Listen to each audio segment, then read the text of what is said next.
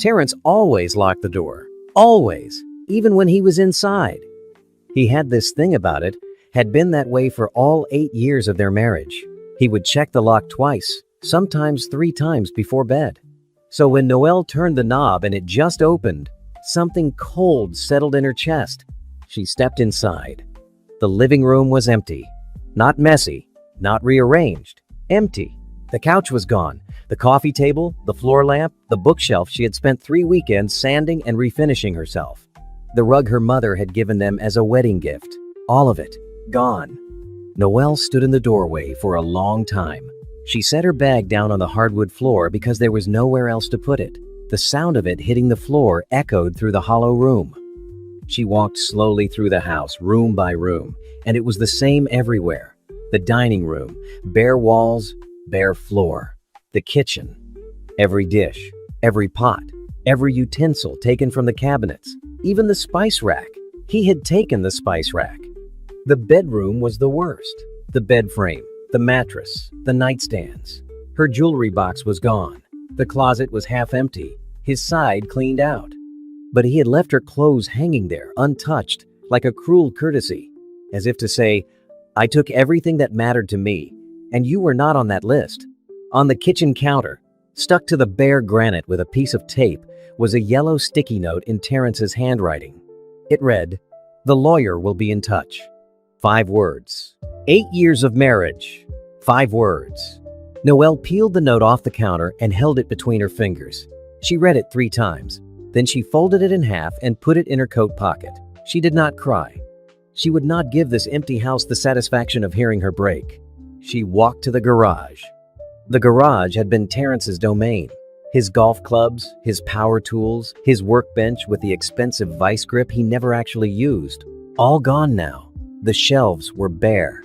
The walls had outlines where things used to hang, shadows of the life that used to fill this space. But in the far corner, sitting on the concrete floor under a layer of dust, was one thing he had left behind. Her grandfather's toolbox. It was old. It was red, though the red had faded to a dull rust color years ago. The metal was scratched and dented. One of the clasps didn't close right anymore. It had sat in this garage for the entire length of their marriage, and Terrence had complained about it every single year. He called it that ugly piece of junk. He said it made the garage look like a salvage yard. He asked Noelle 100 times to throw it away, and 100 times she had said no. It was the only thing her grandfather Henry had left her when he passed, and she would not get rid of it. Not for Terrence, not for anyone. Now it sat alone in an empty garage. The one item her husband did not think was worth taking. Noelle crouched down next to it and put her hand on the lid. The metal was cool under her palm. She closed her eyes and thought about her grandfather, his big, rough hands. The way he smelled like wood shavings and peppermint. The way he would sit on the porch of his house in Charlotte and tell her stories about building things, about patience, about how the best things in life are the ones people overlook. "You would know what to do right now, Grandpa," she whispered. 3 weeks earlier, things had been different. Not good, exactly. The marriage had been cold for over a year. Terrence came home late most nights. He was distant at dinner, always on his phone, always answering work emails. Noelle had noticed the change, but she had convinced herself it was just stress. His real estate brokerage was growing. He was busy, that was all. But 3 weeks ago, Noelle had picked up his jacket to hang it in the closet, and a folded piece of paper had fallen out of the inside pocket. It was a receipt from the Monarch Hotel. A Tuesday night, room service for 2, a bottle of champagne and chocolate-covered strawberries. The date on the receipt was the same. Tuesday, Terrence had told Noelle he was at a late showing with a client. She had stood in their bedroom holding that receipt, and the ground had shifted under her. Not dramatically, not like an earthquake, more like the slow crack of ice on a frozen lake. The kind of break you cannot stop once it starts. Noelle had not confronted him that night. She had folded the receipt back up and put it in her own dresser drawer, hidden under a stack of old scarves. She needed to think. She needed to be sure. Because Terrence was a good liar. She had learned that about him over the years. He could look her straight in the eyes and tell her the sky was green, and something in his voice would almost make her believe it. So she waited. She watched. She paid attention to the small things. The way he angled his phone screen away from her, the way he showered the moment he walked through the door, which he never used to do. The way he stopped saying her name when he talked to her, like she was becoming invisible in her own home. And then, on a Saturday morning while Terrence was out for a meeting, Noel had found his iPad on the kitchen counter. He had left it behind, which was unlike him. It was logged into his messages. What she found there ended everything. But that part comes later. For now, Noel sat on the cold garage floor next to a rusty toolbox in a house that no longer felt like hers, holding a sticky note that told her nothing and everything at the same time. She pulled out her phone and called her best friend. Simone picked up on the second ring. "Noel, what's wrong?" "He's gone," Noel said. Her voice was steady, but just barely. "He took everything, Simone. The furniture, the dishes, the bed. He took the bed." Silence on the other end. Then Simone's voice, low and serious. "I'm on my way. Do not move." Noel hung up and looked around the empty garage one more time. The toolbox sat at her feet, dull, rusted, forgotten. She didn't know it yet. She had no way of knowing. But that ugly red box, the one thing her husband had not wanted, the one thing he had laughed at and mocked and tried to throw away for 8 years, was about to change her entire life. For now, she just sat there, alone in the quiet, and waited for her friend. 3 weeks before the house was emptied, Noel had sat on the edge of their bed with Terrence's iPad in her lap, and she had read every single message. There were hundreds of them, going back 2 years. 2 full years of texts between her husband and a woman named Brielle Lawson. The messages started off professional enough. Brielle worked as a receptionist at Terrence's real estate brokerage. The early texts were about office schedules, client callbacks, meeting reminders. But somewhere around 18 months ago, the tone had shifted. Pet names crept in, inside jokes. Then came the photos. Noel did not look at all of the photos. She looked at enough of them to understand what they were. Then she closed the gallery and sat very still for a long time. What hurt the most was not the images. It was the conversations around them. The way Terrence talked to this woman. He was playful, attentive. He asked about her day. He sent her morning messages that said, "Thinking about you." He made plans, not just for hotel rooms, but for weekends away, concerts, dinners, at restaurants Noel had never been to. He had not sent Noel a message like that in years. She couldn't remember the last time he had asked about her day and actually listened to the answer. She found a thread from 3 months ago where Brielle had asked Terrence about his wife. "Does she suspect anything?" Brielle had written. Terrence's response, "She has no idea. She's too busy with her little decorating projects to notice." Her little decorating projects. That was how he described her work. Noel had a degree in interior design. She had spent the last 6 years building a freelance business from scratch, taking on residential clients, working weekends and late nights to bring in enough money to contribute to the household, while Terrence used most of his commissions to fund his own lifestyle. And to him, it was little decorating projects. Noel had closed the iPad, placed it back on the counter exactly where she found it, and gone to the bathroom to wash her face with cold water. She looked at herself in the mirror for a long time. Her deep brown skin, her high cheekbones, the small scar on her chin from a bicycle accident when she was 9. She was beautiful. She knew that, not in a vain way, but in the way her grandfather had always told her. "Noel, you are a beautiful girl, inside and out, and don't let any man make you forget it." Terrence had made her forget it. Not all at once. Slow for a dinner. A lack of compliments that eventually became a lack of acknowledgement altogether. She had started to believe the silence meant she was not worth noticing. But standing in that bathroom, looking at her own face, she remembered who she was before him. When Terrence came home that Saturday afternoon, whistling, smelling like cologne that was too fresh for a morning meeting, Noel was sitting at the kitchen table. The iPad was beside her. "Hey," he said casually, "you been home all day?" "Sit down, Terrence." Something in her voice made him stop. He looked at the iPad, then at her. "What's going on?" "I know about Brielle." The silence that followed was the loudest thing Noel had ever heard. It filled the entire kitchen. Terrence's face went through about 5 different expressions in 3 seconds. Shock, denial, calculation, anger, and then something that almost looked like relief. "I don't know what you're talking about," he said, but his voice had lost its confidence. "I read the messages, Terrence. 2 years of them. I saw the photos. I saw the hotel plans, the dinner reservations, the weekends you told me you were at conferences."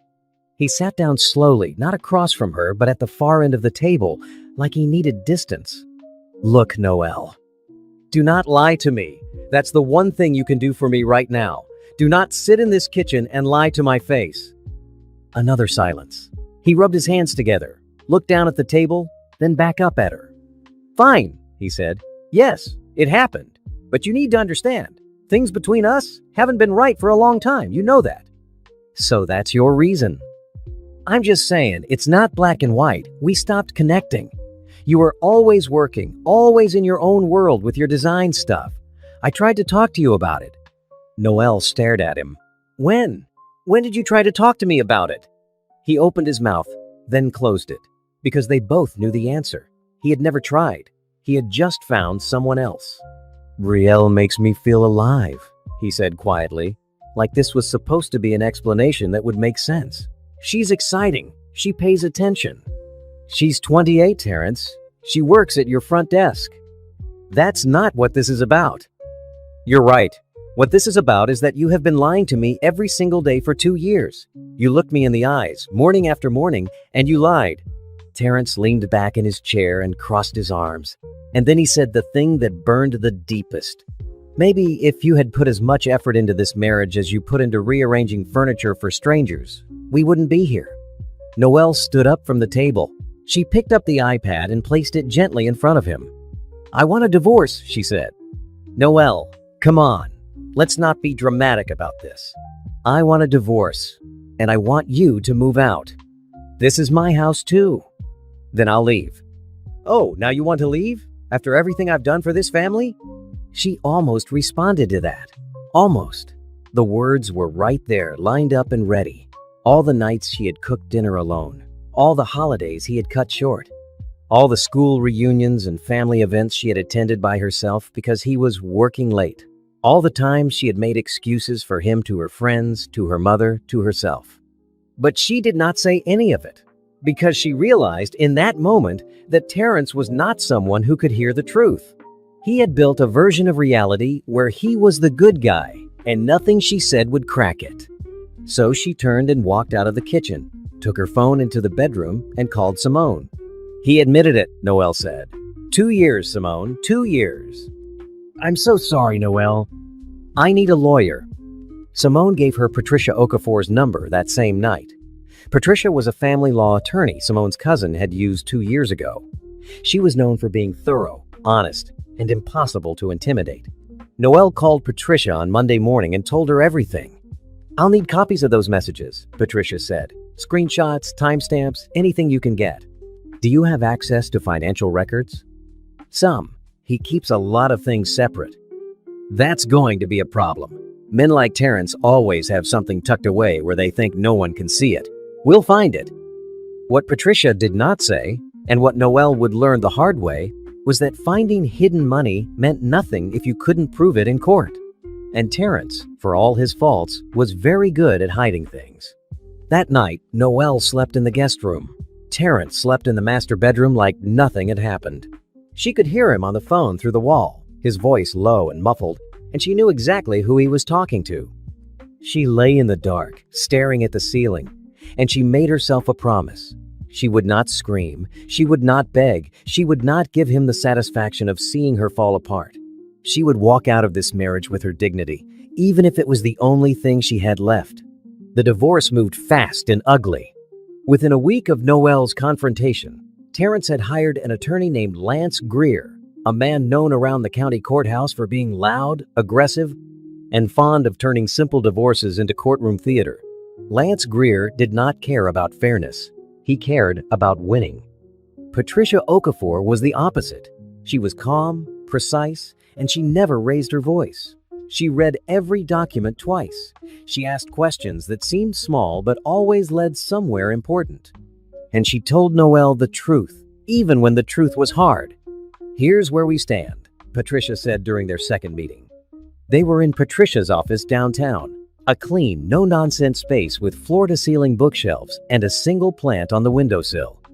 "Terrence's income on paper is significantly higher than yours. His W-2 from the brokerage shows a base salary plus commissions.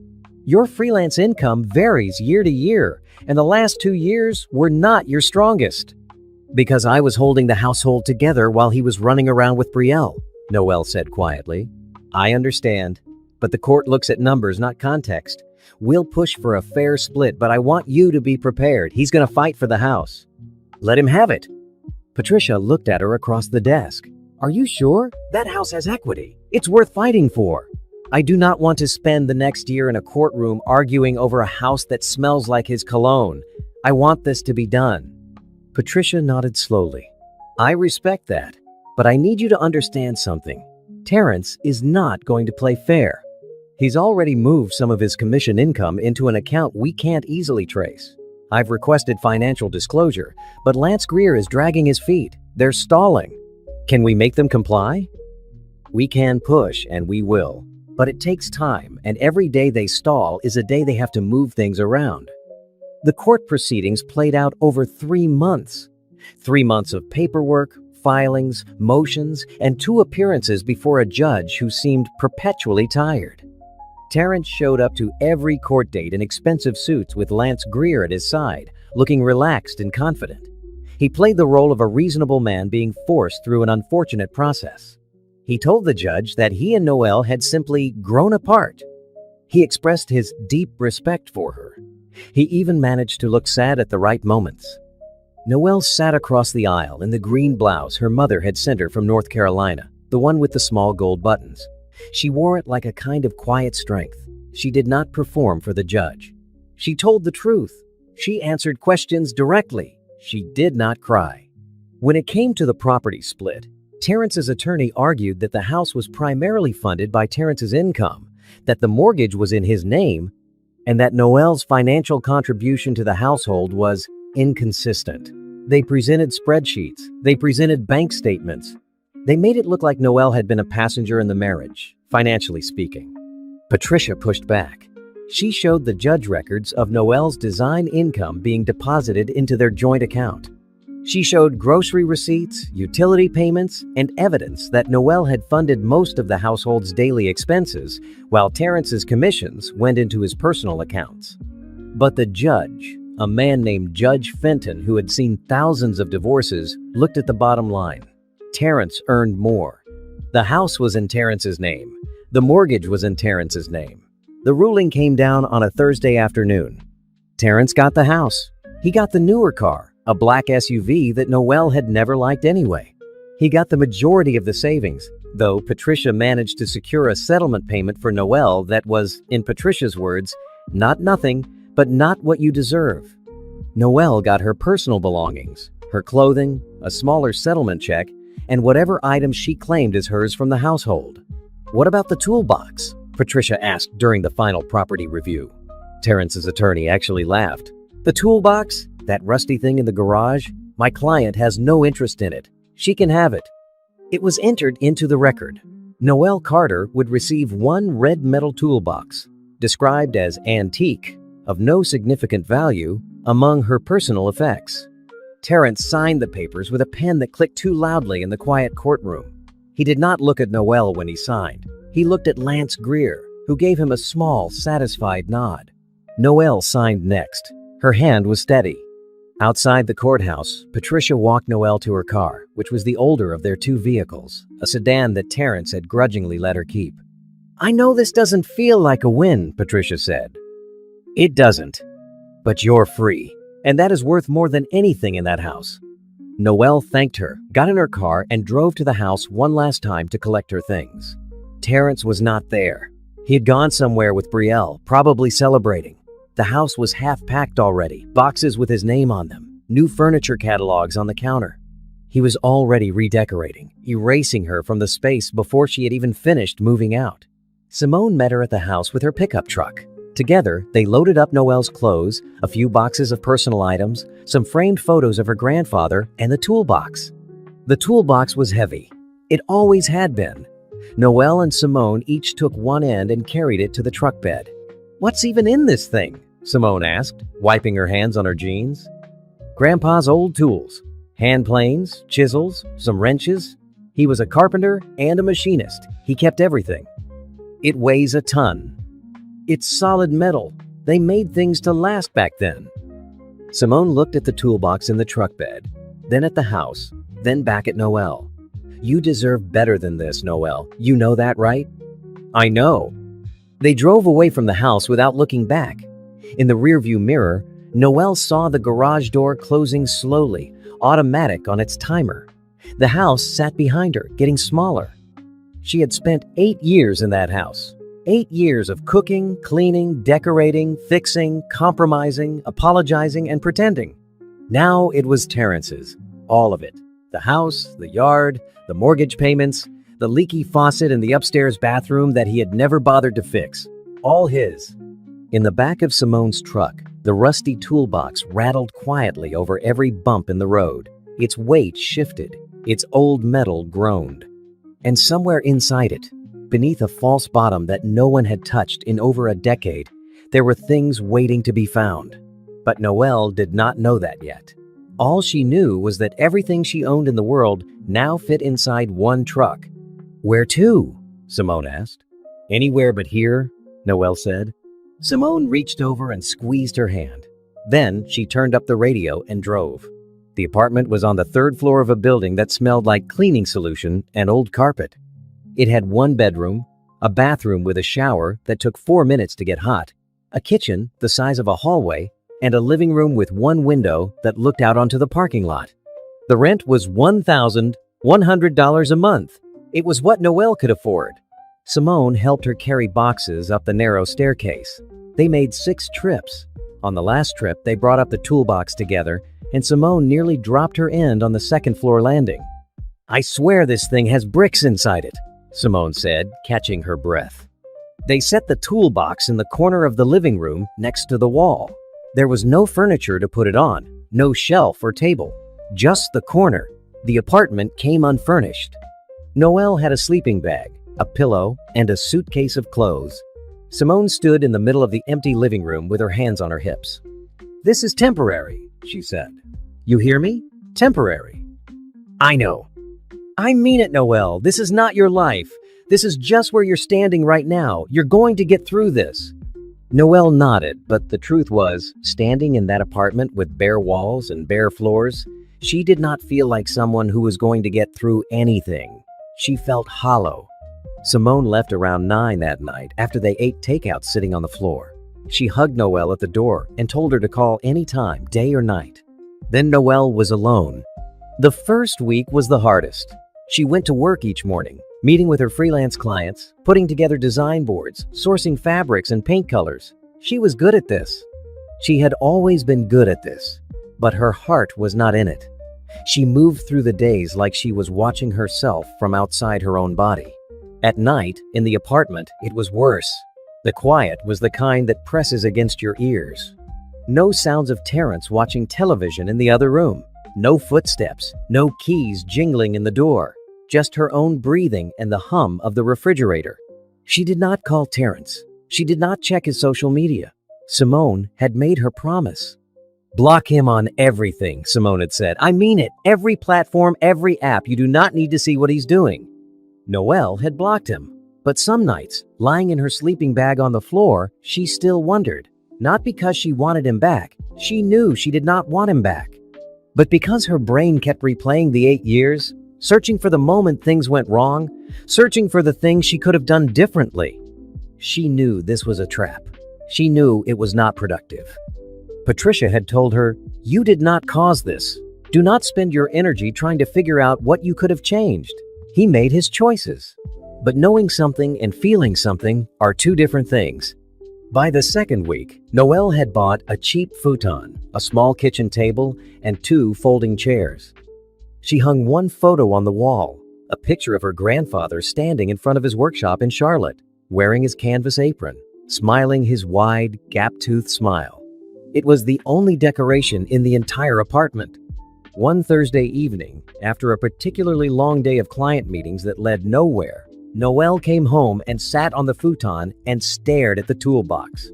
It had been sitting in that corner since she moved in. She hadn't opened it, hadn't touched it. It just sat there, the same way it had sat in Terrence's garage for 8 years, ignored and underestimated. She got up and walked over to it. The clasps were stiff. The left one had always stuck. She pressed it with her thumb the way her grandfather had taught her, at an angle, and it popped open. The lid creaked as she lifted it. Inside, the top tray was arranged the way it had always been. Hand planes, small ones with wooden handles worn smooth from decades of use, chisels with brass ends, wrenches in 4 different sizes, a small carpenter's level with a green bubble. Everything was old, everything was heavy, and everything smelled like metal and wood oil. Noelle picked up one of the hand planes and turned it over in her hands. She remembered sitting on a stool in her grandfather's workshop, watching him run a plane along a piece of oak, the thin curls of wood rolling off the blade. She was maybe 7 years old. He let her try, guiding her hands, telling her to go slow and let the tool do the work. "The tool knows what it's doing, Noelle," he used to say. "You just have to hold on and trust it." She placed the hand plane back and lifted the top tray out. Beneath it was the lower tray, a deeper section that held larger tools, hammers, a hand drill, a set of socket wrenches, and a folding ruler. She reached in and adjusted the hammers, and that's when she felt it. The bottom of the tray moved. Not much, just a slight shift, like it was resting on something instead of being fixed in place. She pressed down on it, and it gave a tiny bit. She lifted the tray out entirely and set it on the floor. Then she looked down into the main body of the toolbox. The bottom looked normal. Metal, painted red underneath, same as the exterior. But when she pressed on the far left side, the right side lifted up, just a fraction of an inch. It was a false bottom. Noelle's heart began to beat faster. She worked her fingers along the edge until she found a small notch, just wide enough for a fingertip. She pulled, and the false bottom panel came up. Underneath, there was a space about 3 inches deep that ran the entire length of the toolbox. And in that space, wrapped in old cloth and leather, were things she had never seen before. There were 3 leather pouches tied with twine, a small wooden box with brass hinges, and a folded piece of paper, yellow with age, written in a hand she would recognize anywhere. Her grandfather's handwriting. She unfolded the paper carefully. The creases were deep, the ink slightly faded but still legible. It read, "Dear Noelle, if you are reading this, then I am gone and you needed to find what's here. I spent my whole life collecting these things. Some I found, some I was given, some I traded for. They are yours now. Do not sell them unless you truly need to. And if you do, find someone who knows what they are worth. Not a pawn shop, not a flea market, someone who understands. I love you, baby girl. You were always my greatest treasure. Grandpa Henry." Noelle read the note 3 times. Her eyes blurred. She pressed the paper to her chest and sat on the floor next to the toolbox for a long while. Then, with careful hands, she opened the first leather pouch. Inside was a pocket watch. Not just any pocket watch. It was gold, heavier than she expected, with an engraved case showing a train and a mountain range. The crystal was original, uncracked. On the back, tiny letters read, "Waltham, 1878. She opened the second pouch. Inside were coins, old coins, thick and heavy, in a variety of sizes. Some had dates she could barely read. One of them, a large gold coin, had the year 1854 stamped into it. The third pouch held something wrapped in a piece of soft chamois cloth. She unwrapped it slowly. It was a set of miniature surgical instruments laid out in a leather case. They were delicate, precise, and clearly very old. A card inside the case read, "Field Surgical Kit, circa 1863. The wooden box with brass hinges contained hand-forged tools. Small, beautifully made tools with handles of bone and walnut. Each one had a maker's mark stamped into the metal, a small H inside a diamond shape. Noelle sat surrounded by all of it. These objects that had been waiting for her in the dark belly of a rusty toolbox while her marriage collapsed, while her husband cleaned out her home, while she slept on a floor and ate takeout alone. She reached for her phone and called Simone. "Simone," she said, and her voice shook for the first time in weeks. "I need to show you something." Simone came over the next morning before her shift at the hospital. She stood in Noelle's living room, looking down at the collection spread out on the kitchen table, and she did not say anything for almost a full minute. "Noelle," she finally said, "what is all this?" "I don't know exactly. That's the problem. I know they're old. I know Grandpa collected them over decades, but I don't know what they're worth." Simone picked up the pocket watch carefully, turning it over in her hands. "This is beautiful. Where did he even find these things?" "Estate sales, mostly. He used to drive all over the Carolinas, going to farm auctions and estate liquidations. My grandmother used to complain about it. She said he spent more time at dead people's sales than at home." "Your grandmother was a wise woman." Noelle smiled. It was the first real smile she had felt in weeks. "I need to get these appraised," Noelle said. "But I don't know who to call. Grandpa's note said not a pawn shop, not a flea market. Someone who understands." Simone thought for a moment. "My uncle used to collect coins. He took his stuff to a guy down on Mercer Avenue, an antiques dealer. Old man, been in business forever. Let me get you the name." By that afternoon, Noelle had the name Mr. Roland Whitfield. He operated out of a narrow shop called Whitfield Rare Antiques and Estate Appraisals, tucked between a dry cleaner and a Thai restaurant on the east side of the city. Noelle called and made an appointment for the following day. She did not sleep that night. She lay on her futon, staring at the ceiling, thinking about her grandfather. Henry Franklin had been a quiet man. He worked as a machinist at a manufacturing plant for 32 years, and on weekends he built furniture in his workshop behind the house. He never talked about money. He never talked about wealth. He wore the same work boots until they fell apart, and he drove the same truck for 15 years. But he traveled every weekend. Those estate sales, those auctions, those long drives into the countryside. Noelle's grandmother, who passed before Henry did, used to say, "Your grandfather comes home with junk and smiles." What nobody knew, what even Noelle's mother Denise did not know, was that Henry Franklin had been quietly assembling one of the most remarkable private collections in the state. And he had hidden it all inside a toolbox. The next morning, Noelle put on her blue wrap dress, the one she wore when she wanted to feel like herself, and drove to Whitfield Rare Antiques with the toolbox in the back seat. Mr. Whitfield was a thin man with wire-rimmed glasses and a white beard that was trimmed close to his jaw. He moved slowly, deliberately, the way people do when they have spent their lives handling objects that break easily. His shop was crowded but organized. Glass cases held jewelry, silverware, and small figurines. The walls displayed framed maps and old photographs. "Mrs. Carter?" he said when she walked in. "Yes. Thank you for seeing me on short notice. Please, bring it in." Noelle carried the toolbox to the long wooden counter at the back of the shop. She set it down and opened it, removing the top tray and the lower tray to reveal the false bottom.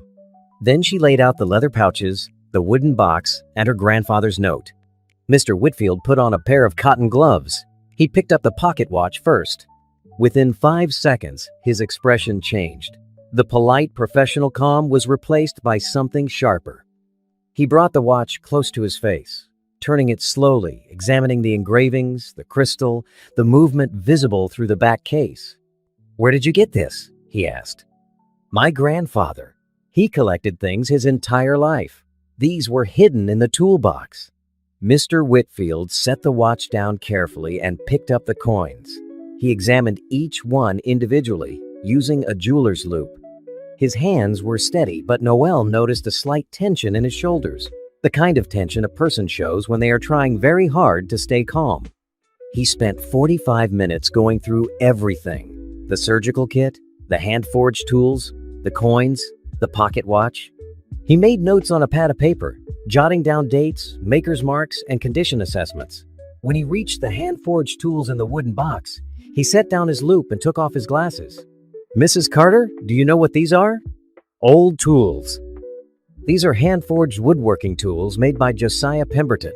He was a free black craftsman in North Carolina in the mid-1800s. He made tools for other freedmen and for plantation workshops. His work is extremely rare. There are maybe 12 known Pemberton pieces in existence. You have 4. Noelle felt the room tilt slightly.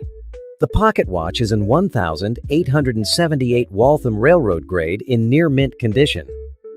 The coins include an 1,854 Liberty Head Double Eagle that, if it grades the way I think it will, is worth a substantial amount on its own. The surgical kit is a Civil War-era field set, and based on the markings, it was likely used by a Union Army surgeon. He paused. Mrs. Carter, I've been in this business for 37 years. I've appraised estates worth millions, but I have never seen a private collection like this assembled by one person. Your grandfather had an extraordinary eye. How much? Noelle asked. Her voice came out quieter than she intended. Mr. Whitfield looked at his notes. Then he looked at Noelle over the top of his glasses. A conservative estimate, and I mean conservative, accounting for current auction values and the condition of these pieces. The total value of this collection is approximately $4.2 million. The number hung in the air between them. Noelle did not gasp. She did not scream. She sat down on the wooden stool next to the counter and placed both hands flat on the surface to steady herself. She stared at the toolbox, the rusty, dented, faded red box that Terrence had mocked every year of their marriage. The one thing he hadn't wanted. $4.2 million. I would recommend, Mr. Whitfield continued gently, that you secure these items in a bonded storage facility immediately. I can provide referrals. And when you're ready to discuss options, whether that's selling individual pieces at auction, selling the collection as a whole, or insuring it for private display, I can connect you with the right people. I need to think, Noelle said. Of course, take your time. But please, Mrs. Carter, keep these safe. The Pemberton tools alone are museum-quality pieces. If word got out, I understand. She packed everything back into the toolbox with the same care her grandfather must have used when he placed them there years ago. She thanked Mr. Whitfield, who insisted on walking her to her car and watching her drive away. In the car, Noelle sat in the parking lot for 10 minutes without moving. Then she called 2 people. First, Simone. It's real, Noelle said. $4.2 million. Simone was silent for so long that Noelle thought the call had dropped. Say that again? Simone whispered. $4.2 million. The watch, the coins, the tools, all of it. My grandfather was sitting on a fortune, and he hid it in a toolbox. Noelle, I know. That man, your grandfather, was something else. He really was. The second call was to Patricia Okafor. Patricia, it's Noelle. I need to meet with you as soon as possible. Something has changed. Patricia's voice was immediately alert. Changed how? I found something in the toolbox. My grandfather left me a collection of antiques worth over $4 million. The line was quiet for a moment. Then Patricia spoke in her calm, measured tone.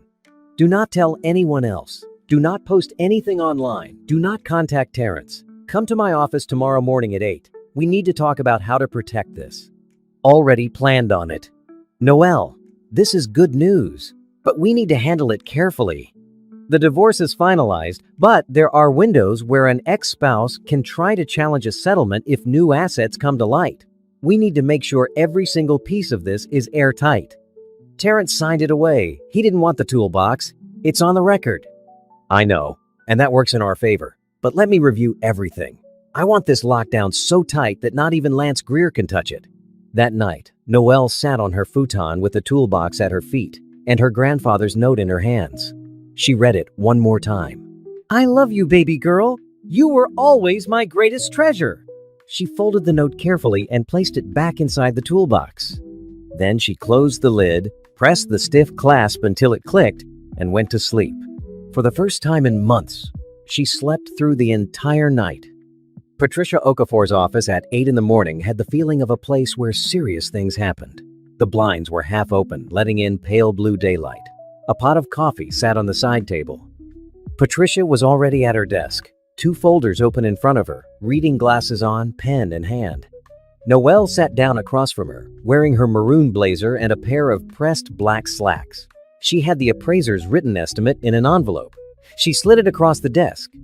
Patricia read it slowly, twice, then set it down. 4.2 million, Patricia said, not as a question but as a statement. She let the number sit. Here's what we need to talk about. Patricia continued. The divorce decree is signed and filed.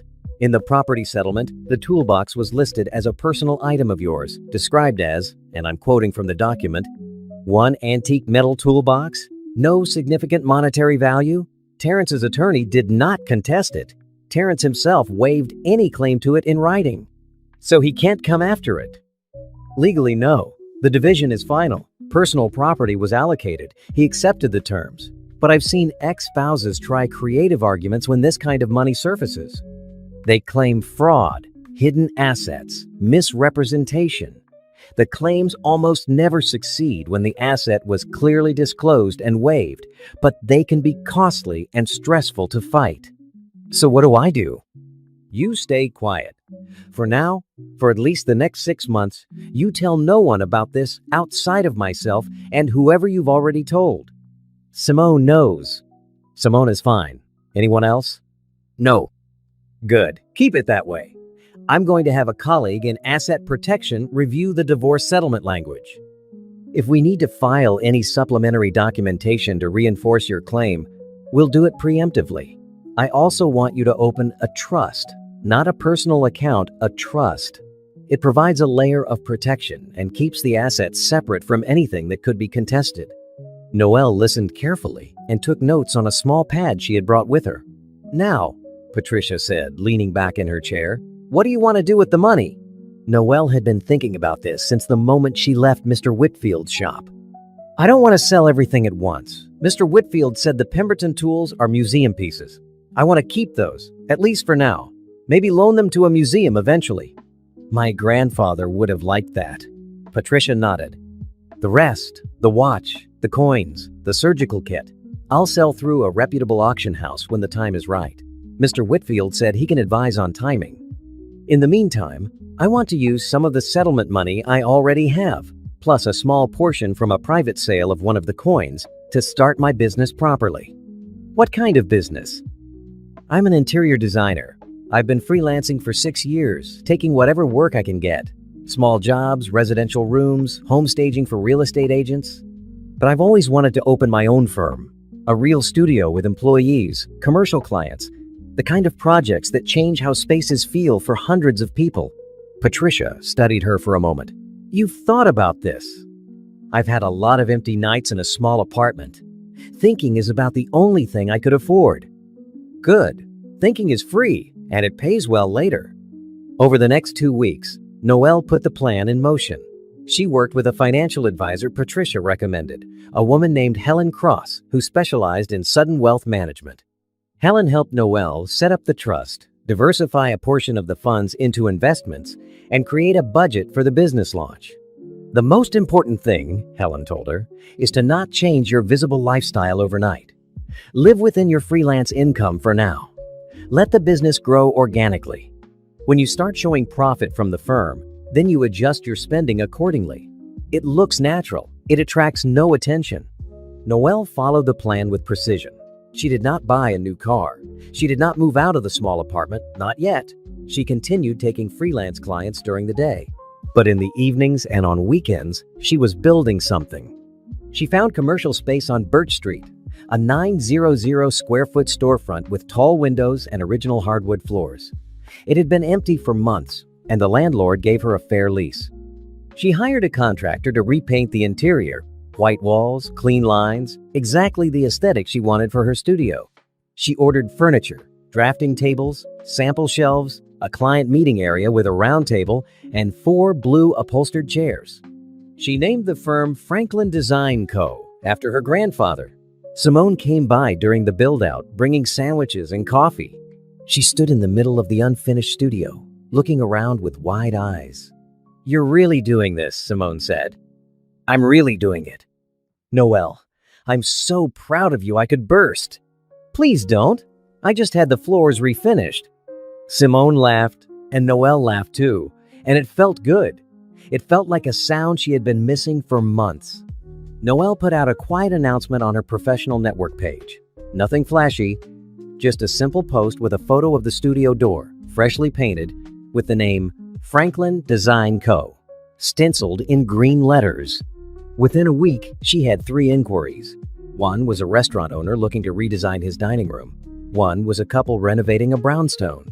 And one, the one that made Noelle sit down at her new drafting table and stare at the email for 5 minutes, was from a property development group looking for a designer to handle the interiors of a new boutique hotel being built on the waterfront. The email was from the project's architect. His name was Caleb Morrison. "We've seen your portfolio, and we think your style would be a great fit for this project." The email read, "The hotel is 24 rooms, a lobby, a restaurant, and 2 event spaces. Would you be available to meet and discuss?" Noelle read the email 3 times. Then she picked up the phone and called Simone. "Simone, I just got an inquiry for a hotel project." "A hotel? Like a whole hotel?" 24 rooms, lobby, restaurant, event spaces. "Noelle Franklin Carter, you better say yes to that meeting." "I already replied." Noelle did not tell Simone about the tightness in her chest, the small voice that said she was not ready, that she was too small for this, that she was just a woman in a tiny apartment with a futon and a toolbox. She did not mention the voice because she had decided, sitting in Patricia's office with pale blue light falling across the desk, that she was done listening to it. Her grandfather had spent a lifetime quietly collecting treasures that the world overlooked. He had hidden them away, not because he was ashamed of them, but because he trusted that the right person would find them at the right time. Noelle was going to do the same thing. She was going to build something valuable, something real, and she was going to do it so quietly that by the time anyone noticed, it would be too big to ignore. She turned off the light in her studio, locked the front door, and walked to her car. The evening air was cool. The street was quiet. She drove home to her small apartment, heated up leftover soup, and sat at her kitchen table with her laptop, looking at boutique hotel interiors from around the world. She worked until midnight. Then she went to sleep. No one knew about the $4.2 million. No one needed to. Not yet. 6 months changed everything. Noelle remembered reading somewhere that most people overestimate what they can accomplish in a week and underestimate what they can accomplish in 6 months. She thought about that often during those first months of running Franklin Design Co. because every week felt small, but the accumulation was staggering. The restaurant redesign was the first project completed. The owner, a man named Otis Whitaker, who had been running a soul food restaurant for 20 years, gave her full creative freedom. Noelle turned a tired, dimly lit space into something warm and inviting. New upholstery in deep greens and blues, custom light fixtures, a reclaimed wood accent wall sourced from a barn in Virginia. Otis cried when he saw it. He literally stood in the middle of his own restaurant and cried. "This is what I always wanted it to look like," he told her. "I just didn't have the words for it." That project led to 2 more referrals, then 3 more. Franklin Design Co. was not just growing, it was gaining a reputation. But the hotel project was the one that changed the scale of everything. Noelle met Caleb Morrison for the first time at a coffee shop near the construction site. He suggested coffee instead of a formal office meeting, which she appreciated. It felt less intimidating. Caleb was tall, with deep brown skin, close-cropped hair, and a quiet confidence that did not announce itself. He wore a blue button-down, sleeves rolled to the elbows, and when he shook Noelle's hand, his grip was firm but not aggressive. He looked her in the eyes when he spoke, and he listened when she talked. Actually listened, the kind of listening where the other person is not just waiting for their turn to speak. "I found your portfolio through a colleague," he said. "The brownstone renovation you did on Alden Street. It was the best residential interior work I've seen in this city in years." "Thank you. That was a passion project." "It shows. That's what we want for this hotel, not cookie-cutter design, something with personality, something that makes people feel like the building has a soul." They talked for 2 hours about the hotel, about design philosophy, about the neighborhood and what it needed. Caleb had designed the building's exterior with references to the area's maritime history.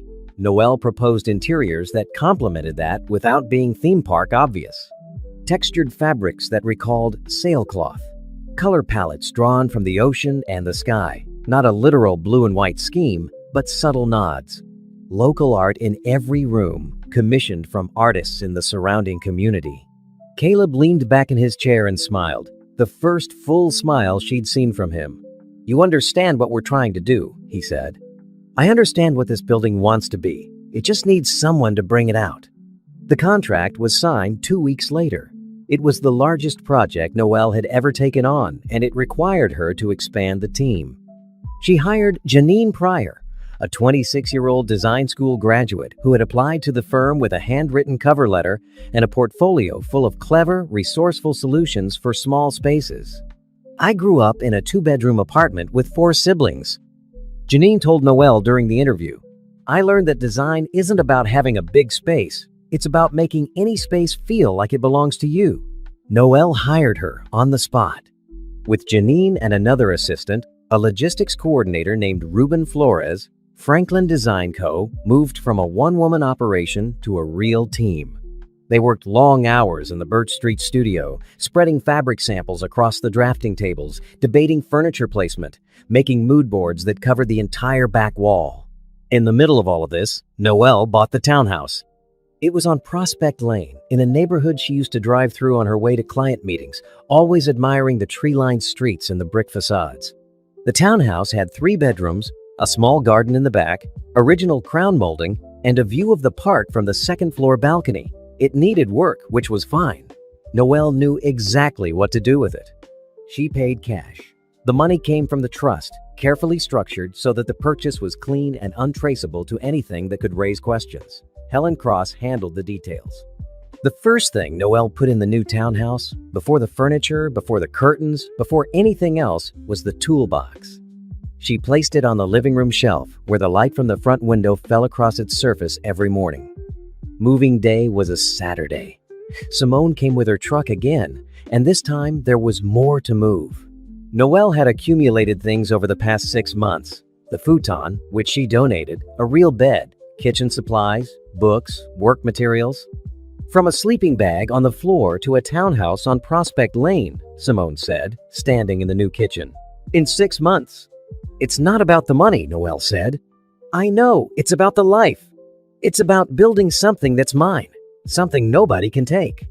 Simone looked at her best friend, standing in her new kitchen in a red sweater and jeans, and she saw something she hadn't seen in a long time. Not happiness exactly, but something close. Steadiness. Purpose. The look of a person who knows where they're going. The hotel project consumed most of Noelle's working hours for the next 3 months. She and Caleb met twice a week, sometimes at the site, sometimes at her studio, to review progress. They developed a shorthand, the way people do when they work closely on something they both care about. He would send her a photo of a structural detail, and she would respond with a fabric swatch that echoed it. She would sketch a layout, and he would annotate it with notes about sightlines and natural light. They never talked about their personal lives during work meetings. But after a site visit one Tuesday, walking back to their cars in the late afternoon sun, Caleb mentioned that he had recently ended a long relationship. 3 years, he said. "We wanted different things. I wanted to build a life, and she wanted to keep hers exactly the way it was." Noelle nodded.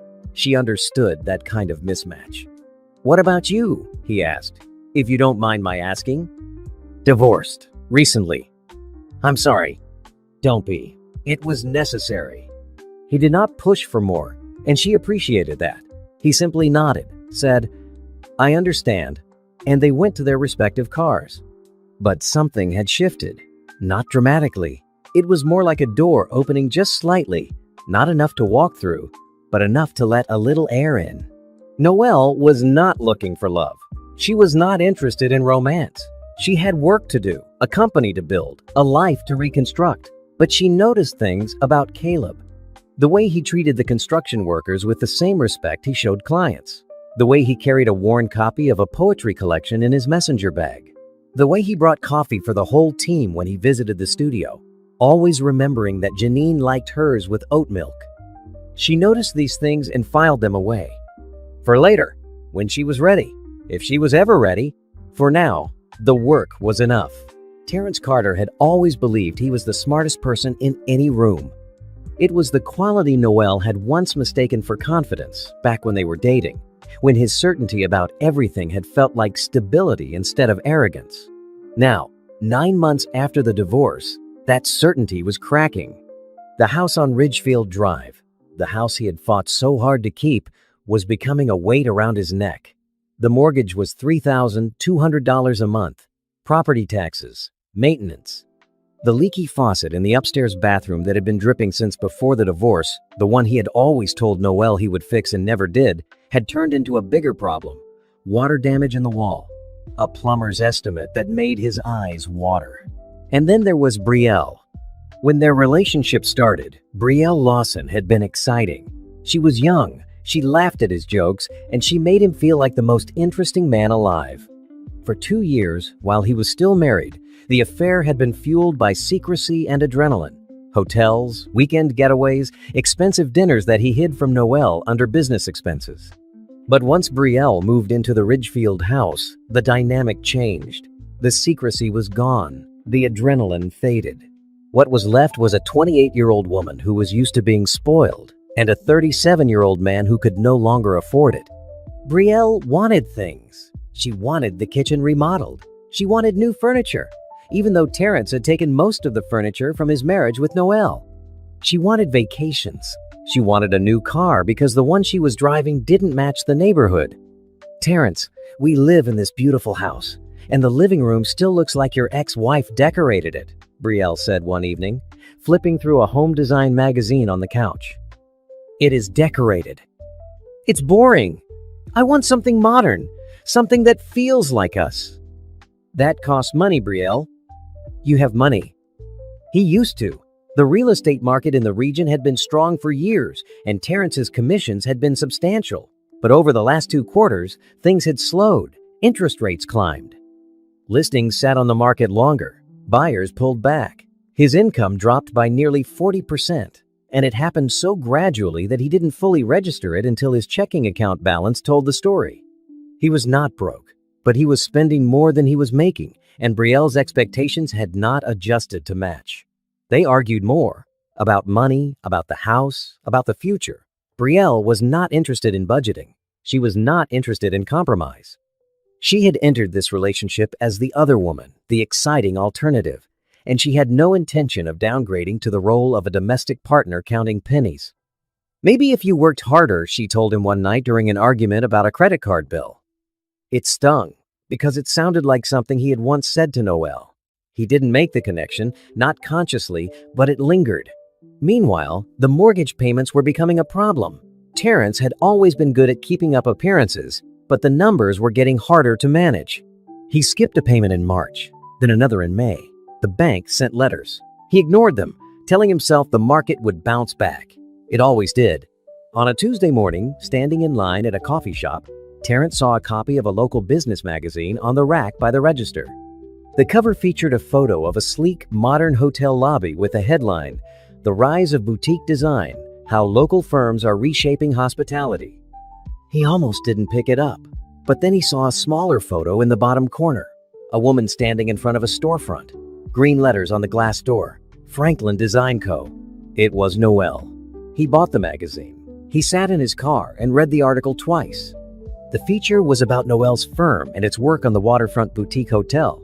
There were photos of the completed rooms, each one more stunning than the last. There were quotes from the hotel's developer praising the design. There was a photo of Noelle at her drafting table in a red blazer, looking composed and professional and completely unlike the woman he had left behind in an empty house 9 months ago. The article called Franklin Design Co., one of the most exciting new firms in the region's design community. It mentioned upcoming projects. It described Noelle as a designer whose work balances elegance with emotional intelligence. Terrence stared at the magazine for a long time. He had not thought about Noelle much since the divorce. Not because he didn't care, but because he had filed her away in the part of his mind where he kept things he didn't want to examine too closely. She was the past. Brielle was the future. That was the story he told himself. But looking at this magazine, at the photo of Noelle thriving, building something real, glowing with a kind of confidence he had never seen in her during their marriage, something bitter rose in his throat. He picked up his phone and called her number. It rang 4 times, then went to voicemail. "Noelle, it's Terrence. I saw the magazine article. Look, I just wanted to say congratulations, and maybe we could talk sometime?" I've been thinking about things and, anyway, call me back when you get a chance. Noelle listened to the voicemail once, standing in her studio on Birch Street. Janine was at the drafting table behind her, working on a mood board. Noelle played the message, then deleted it. She did not call back. Terrence waited 3 days. Then he called again. Voicemail again. He left another message, this one shorter. Hey, it's me, just checking in. Hope you're doing well. No response. He tried texting. Saw the article, really impressed. Can we catch up? Read, no reply. The silence from Noelle was more devastating than any argument could have been. Arguments, at least, meant the other person still cared enough to fight. Silence meant she had moved on so completely that he no longer occupied any space in her life. Terrence set the phone down on his kitchen counter, the same counter where Noelle had once cooked dinner every night, and he looked around the house. Brielle had put new curtains in the living room. They were white and sheer and too thin for the windows. The kitchen still had the tile backsplash Noelle had installed herself 2 summers ago. The wall in the hallway still had the hook where her grandfather's photo used to hang. She had left traces everywhere, small ones, the kind of traces that only mattered if you knew where to look. His phone buzzed. A text from Brielle. Can you pick up wine on the way home? The good kind. He put the phone in his pocket and drove to the store, and he bought the cheap kind because the good kind was no longer in the budget. At home, Brielle looked at the bottle and frowned. I said the good kind. This is fine. This is $12, Terrence. It's wine. It does the same thing regardless of the price. They ate dinner in a silence that felt different from the silence that happens between two people who are simply existing in the same space. With Brielle, silence felt like a countdown. After dinner, Brielle went upstairs without saying goodnight. Terrence sat in the living room and looked at the magazine again. In the photo, Noelle was wearing a red blazer. Her skin was radiant. Her posture was strong. Her expression was calm. The kind of calm that comes from a person who knows exactly where they stand. He closed the magazine and set it on the coffee table, face down. He did not know about the Toolbox. He did not know about the $4.2 million. He did not know that the woman he had called his wife for 8 years, the woman whose little decorating projects he had mocked, was now sitting on a fortune that had been hidden inside the one thing he had refused to take. He would find out soon enough. 1 year after the divorce, Franklin Design Co. won the Regional Interior Design Award for the Boutique Hotel project.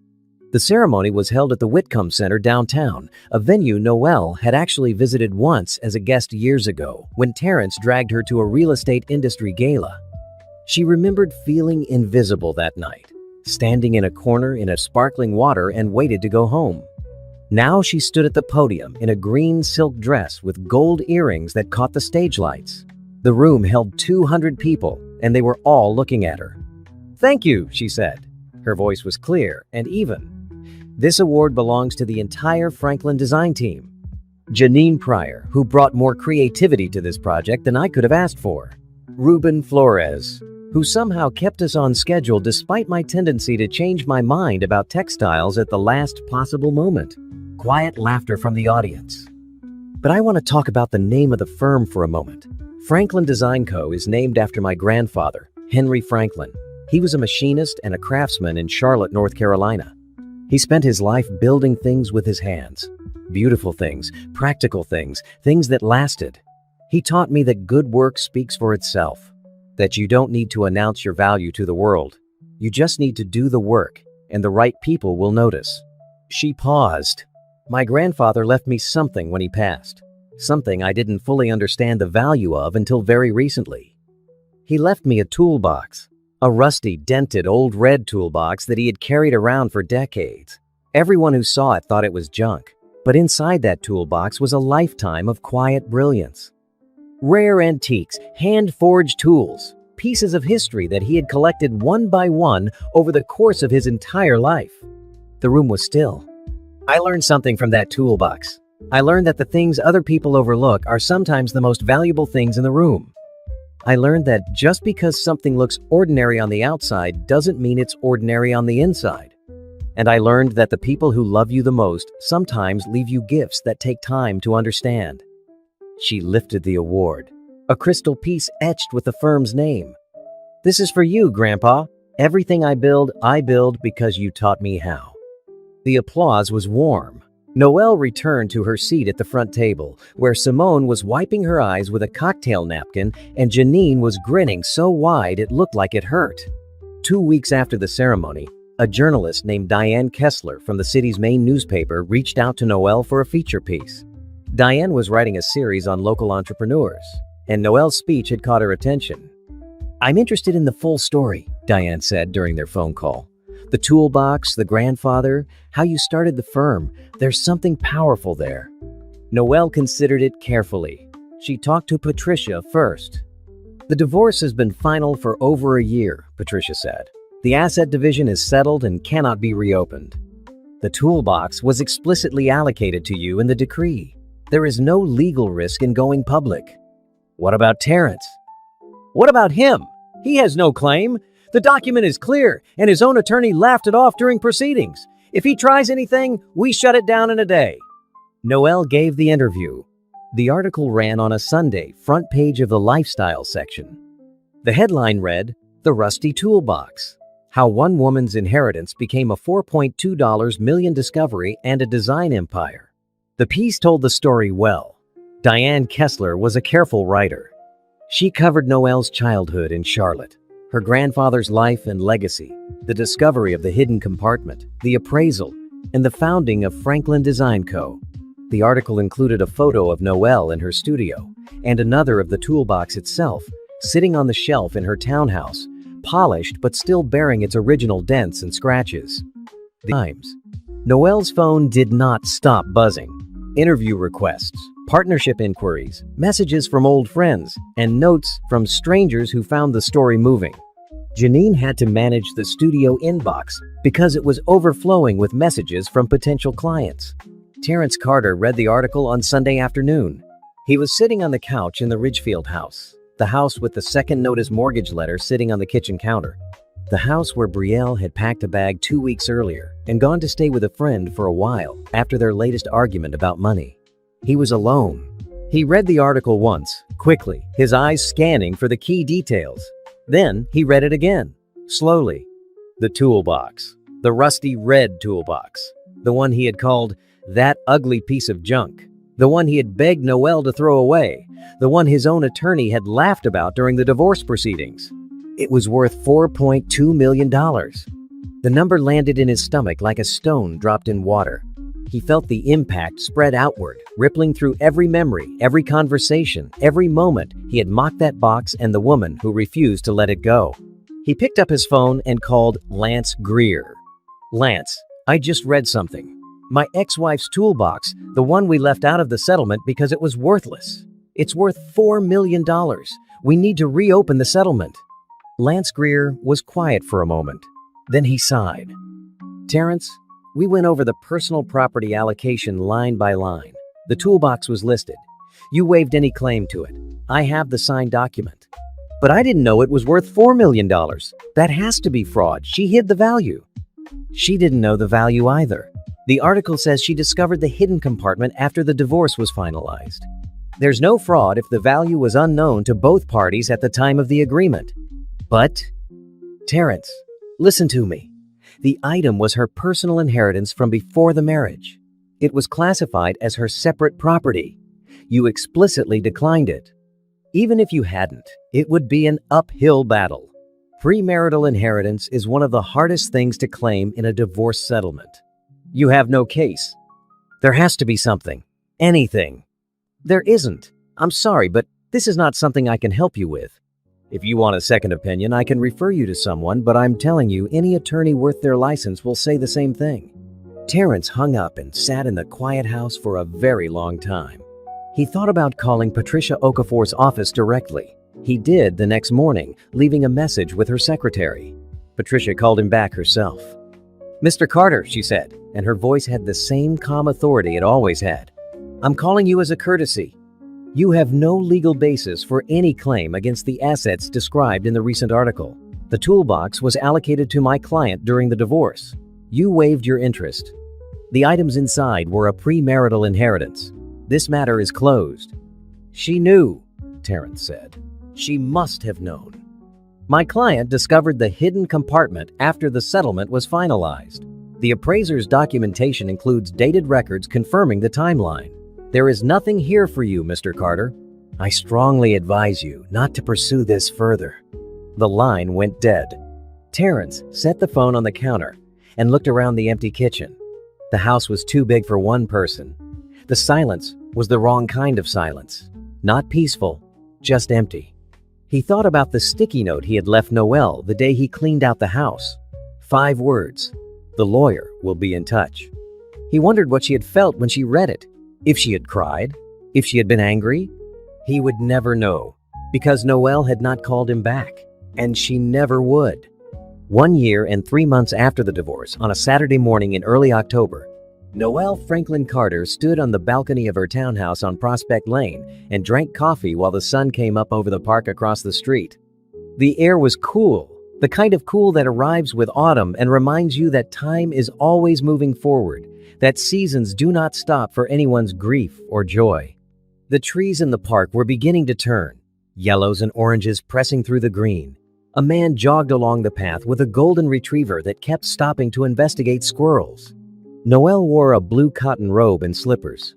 Her hair was wrapped in a silk scarf. She held her coffee with both hands and watched the morning settle into its rhythm. Inside the townhouse, the living room was everything she had designed it to be. Clean lines, thoughtful colors, pieces she had chosen herself. The couch was linen, a soft sage green. The bookshelves held her grandfather's photo, her design books, a collection of pottery she had started buying from local artists.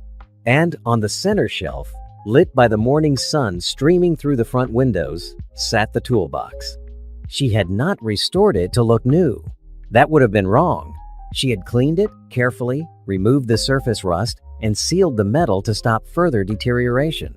But the dents were still there. The scratched paint was still there. The clasp that never closed right was still there. These were part of its story. You don't erase the marks that prove something has been carried through a life. The Pemberton tools were on loan to the National Museum of African American History. Noelle had contacted them 6 months ago, and the curators had nearly fallen out of their chairs. 4 hand-forged tools made by a free black craftsman in 1850s North Carolina. They were now displayed in a glass case in the permanent collection, with a small placard that read, "On loan from the Franklin Family Collection, Charlotte, NC." Noelle had flown to Charlotte to tell her mother about the tools and the museum. Denise Franklin, who had spent years rolling her eyes at her father's junk collecting, had sat in her kitchen and stared at the museum's acceptance letter for 10 minutes. "Mama, are you okay?" Noelle had asked. "Your grandfather was always smarter than all of us," Denise said. "Every single one of us." The rest of the collection, the pocket watch, the coins, the surgical kit, had been sold through a respected auction house in New York. Mr. Whitfield had guided the process, ensuring each piece went to a buyer who would appreciate its significance. The final total, including the auction premium, was slightly over $4.2 million, close to the original estimate. The money was in the trust, growing steadily. A portion funded Franklin Design Co. A portion was in diversified investments that Helen Cross managed. And a portion had been set aside for the Henry Franklin Scholarship Fund, which Noelle had launched 3 months ago to support young people pursuing careers in craftsmanship, woodworking, and trades. The first scholarship recipient was a 19-year-old from Durham named Tasha Redmond, who was studying furniture design at a technical college. Noelle had met her at the award presentation and had been struck by the way Tasha talked about wood the same way Grandpa Henry used to, as if it were a living thing that deserved respect. "I want to build things that last," Tasha had said. "Not the kind of things you throw away, the kind you pass down." Noelle had nodded and thought, yes, that is exactly right. Franklin Design Co. now had 5 employees. Janine Pryor had been promoted to lead designer. Ruben Flores managed operations. They had completed 7 projects in the past year, including the boutique hotel, 2 restaurants, a corporate office, and 3 residential renovations. The studio on Birch Street had expanded into the adjacent unit, doubling their space. The work was good. Not easy, but good. Every project was a conversation between what a space could be and what the people inside it needed. Noelle loved that conversation. She had always loved it. The difference now was that she was having it on her own terms, in her own name, with her own team. And then there was Caleb. They had been dating for 4 months. It started the way good things often do, not with fireworks or dramatic declarations, but with small, honest moments. A lingering conversation after a project meeting. A text message that wasn't about work. A dinner at Otis Whitaker's restaurant, where Otis himself came out of the kitchen to shake Caleb's hand and whisper to Noelle, "This one has kind eyes." Caleb was not Terrence. This was not a statement born from comparison, but from recognition. Caleb did not try to impress her. He did not perform confidence. He was simply himself, a man who listened, who asked questions he wanted the answers to, who showed up when he said he would. On their third date, sitting on a bench near the waterfront, Caleb had asked Noelle what she wanted most out of life. She thought about it for a while. The question deserved a real answer. "I want to build things that matter," she said, "and I want to be with people who see me clearly, not the version of me that's convenient for them, the actual me." "I think the actual you is extraordinary," Caleb said. Then he added, "And I'm not saying that to be smooth. I'm saying it because it's true." She believed him. Not because of the words, but because of the way he had shown it, day after day, in the way he treated her team, in the way he respected her decisions, in the way he never once made her feel small or invisible. They were taking it slow. Noelle was in no rush. She had learned what happens when you rush into something without knowing who you are first. She knew who she was now. She was Noelle Franklin Carter, designer, granddaughter, business owner, and a woman who had walked through the worst year of her life and come out on the other side holding something beautiful. Not the money. The money was a tool, just like the contents of the toolbox.